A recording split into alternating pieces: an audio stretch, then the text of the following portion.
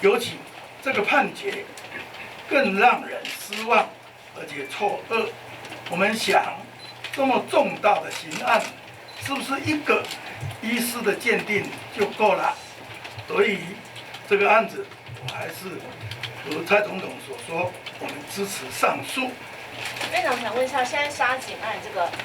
初审出来了，那很多人是觉得不能够接受，希望能够继续这个上诉，你自己怎么看这件案子？过去1年来，行政院提案修法，也得立法院支持，比如修刑法，比如修枪炮刀械管制条例，比如我们增加很多的警力跟配备，这一切都是要让警察更有力维持治安执法，尤其是对于在铁路车厢里面执法的警察，他们使用的警戒是要另外一种设计。我甚至于是动用预备金给警察同仁第一线，能够加强装备，保护他们，同时也加强训练，让执行更到位。但是还是发生遗憾的事情，尤其这个判决更让人失望，而且错愕。我们想，这么重大的刑案，是不是一个医师的鉴定就够了？我们想，法官判决必有他的考量。台湾社会知道要尊重判决，可是如果这个犯罪者他是因为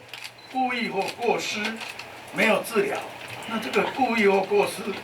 是不是也有责任？也是应该在判罪量刑上做参考。同时，我自己是学法律的人，我想到了法庭判决的时候，跟法律系学生在课堂上演修辩论，那不太一样。司法是社会最后一道防线，职权有掌权的司法官们，也是为社会守住这最后一道防线。就好像我们防疫不容有破口，如果拍拍照，我们可以强制隔离。同样的，如果他是因为有病而判无罪，那应该有病也要强制他治疗，才能堵住缺口。否则的话，那大家都忧心，社会会哗然，也是必然。所以这个案子，我还是如蔡总统所说，我们支持上诉，循法治社会的法治程序。不过，